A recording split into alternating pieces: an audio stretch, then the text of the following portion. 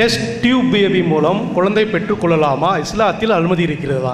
சோதனை குழாய் மூலமாக குழந்தையை உருவாக்கி கருவறையில் வைத்து அதை பெற்றுக்கொள்ளலாமா அப்படின்னு கேட்குறாங்க.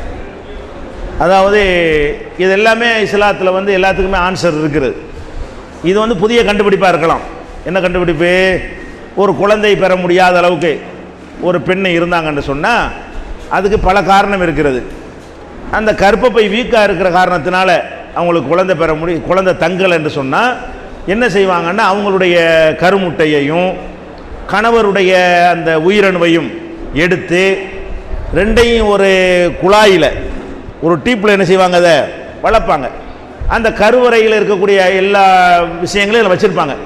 எல்லா விதமான செட்டிங்கும் பண்ணி ஒரு கருவறையில் இருந்து குழந்தை உருவாவதற்கு என்னென்ன தேவைப்படுமோ அதெல்லாம் இவங்க செயற்கையான முறையில் அதை உண்டாக்கி என்ன செய்வாங்கன்னு கேட்டால் அதை வளர்ப்பாங்க.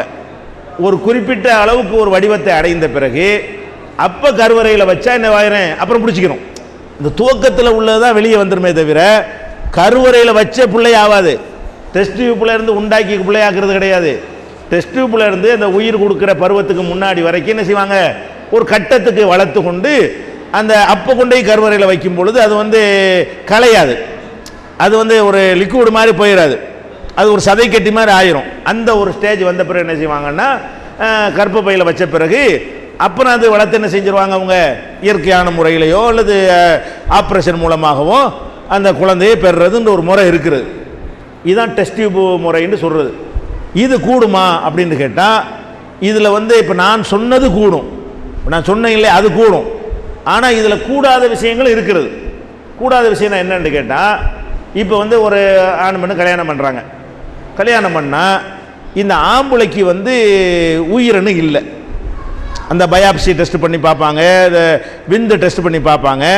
அதை பண்ணும் பொழுது அதில் உயிரணுன்னு ஒன்று இருக்குது இல்லையா, அந்த உயிரணு சில பேருக்கு குடும்ப வாழ்க்கையெல்லாம் சந்தோஷமாக ஈடுபட முடியும். அதுக்கும் ஆண்மைக்கு சம்பந்தம் கிடையாது. புள்ளை இல்லாத ஆட்கள் ஆண்மை இல்லாத ஆட்கள் தப்பாக விளங்கிட்டு இருக்காங்க நிறைய பேர். புள்ள உள்ளவன்லாம் ஆண்மை உள்ளாள்னு விளங்கிட்டு இருக்கிறாங்க. அதெல்லாம் கிடையாது.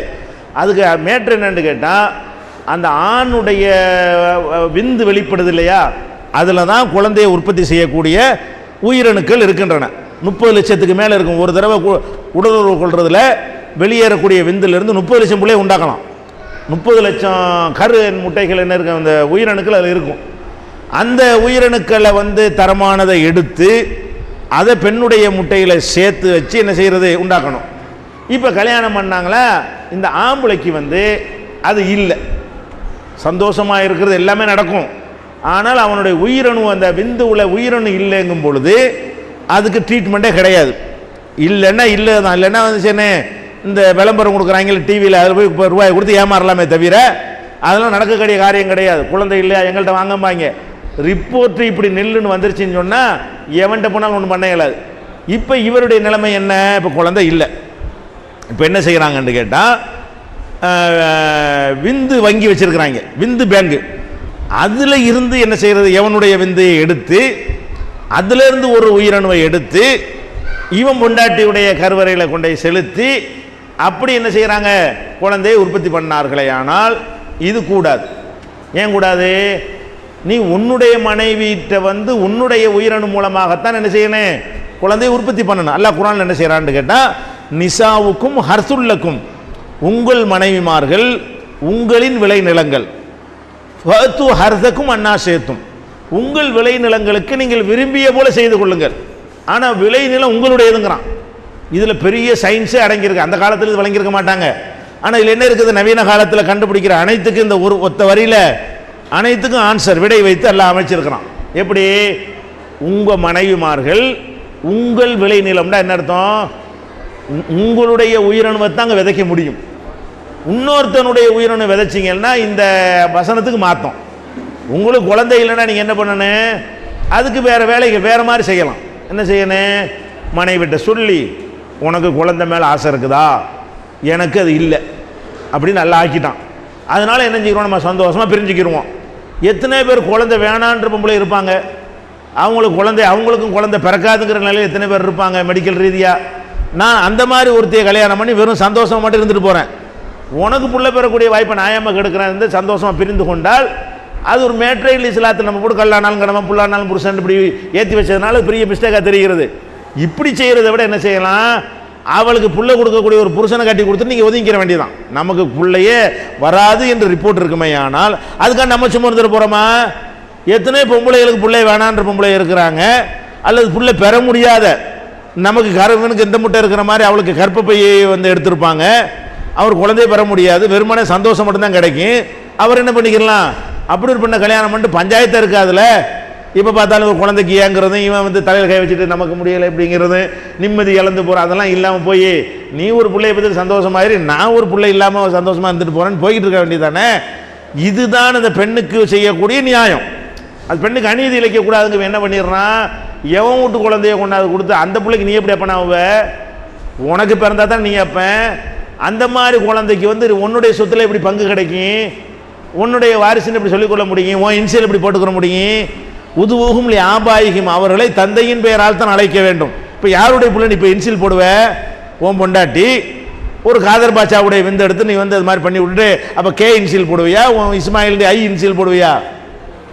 இப்போ பல பிரச்சனை இருக்கா இல்லையா? அதனால மார்க்கத்தில் என்ன இல்லை, அவங்க கணவன் அந்த மனைவியாக இருந்தால், அவங்களுக்குள்ள சினை முட்டையும் உயிரினமும் எடுத்துக்கொண்டு குழந்தை உண்டாக்குறதா இருந்தால் எந்த மெத்தடில் செஞ்சாலும் மார்க் அனுமதிக்கிங்க. அந்த வசனம் அப்படி சொல்லுகிறது, ஃபாத்து ஹர்தக்கும் அன்னாசித்தும், உங்கள் விளை நிலத்திற்கு நீங்கள் விரும்பினபடி விவசாயம் செஞ்சுக்கிறங்க. அதில் எல்லாம் அடங்கி போச்சு. டெஸ்ட் டியூப் அடங்கி விட்டது, வேறு நவீன முறையில் என்னென்ன நாளைக்கு கண்டுபிடிக்கிறானோ அதெல்லாம் கூட அதில் அடங்கி விடுகிறது. இதில் வந்து அடுத்தவனுடைய இது அது மாதிரி.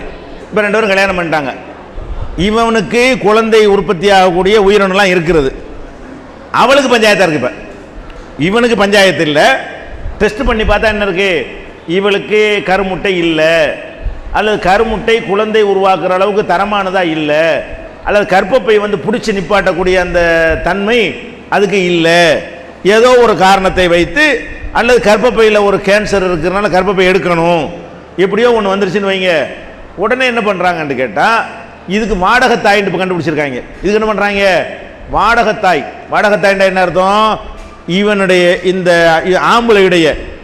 ஆம்பளையுடைய உயிரணுவை எடுத்து அந்த பெண்ணிட்ட இருந்து உள்ள என்ன செய்வாங்க, முட்டையை எடுத்தும் வைப்பாங்க, அல்லது இந்த பெண்ணிட்ட இருந்து முட்டையை எடுத்தும், முட்டை இருக்கும் ஆனால் உற்பத்தி ஆக முடியாமல் இருக்கும், சேர்த்து அதை ஒரு பெண்ணுடைய கருவறையில் கொடுத்துட்டு இதை பெற்று தர்றதுக்கு இத்தனை லட்சம் டாலரு வெளிநாட்டிலாம் இருக்குது, வச்சா என்ன ஜெயில் மாதிரி வச்சு விடுவாங்க.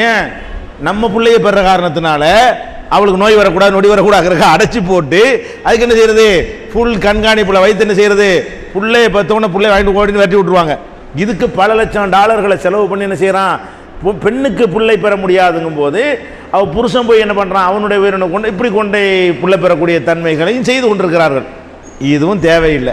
ஏன் உனக்கு புள்ள பெற முடியலைன்னா நீ புள்ள பெற ஒரு பொண்டாட்டி கட்டிட்டு போடா சொல்ல வேண்டியானே, நான் வேணா இருந்துக்கிறேன், இதுக்கு ஏன் இப்படி புள்ள பெறதுன்னு ஒன்று பண்ணு, நீ ஒரு பொண்டாட்டி கட்டிட்டு போன்னு சொல்ல வேண்டியான, உங்களுக்கு புள்ள பெற முடியலைன்னு ஆகிடுது. மார்க்கத்தில் அவனுக்கு அப்படியே சக்தி உள்ளவனாக இருந்து அனுமதி இருக்குது. அப்படி இந்த வாடகத்தாயை போடுகிற போல நிஜத்தாய் ஆக்கிற வேண்டியதானே, ஒரிஜினல் தாய் ஆக்கிட்டு போயிடலாம் தானே. அப்படி செஞ்சால் மார்க்கத்தில் அனுமதி இருக்கே தவிர, இப்படி இருந்தால் ஓம் பொண்டாட்டி தான் உனக்கு விளை நிலங்கிறான் அல்ல, அவ யார் உனக்கு விளை நிலம் ஆகுறதுக்கு? இப்போ என்ன ஆகும், உங்கள் மனைவி தான் உங்களுக்கு விளை நிலம் அப்படின்னா என்ன அர்த்தம், அது உங்கள் மனைவியா? அப்போ உன் மனைவி இல்லாட்டி அடுத்த நிலத்தில் போய் நீ இப்படி பயிர் பண்ண முடியும்?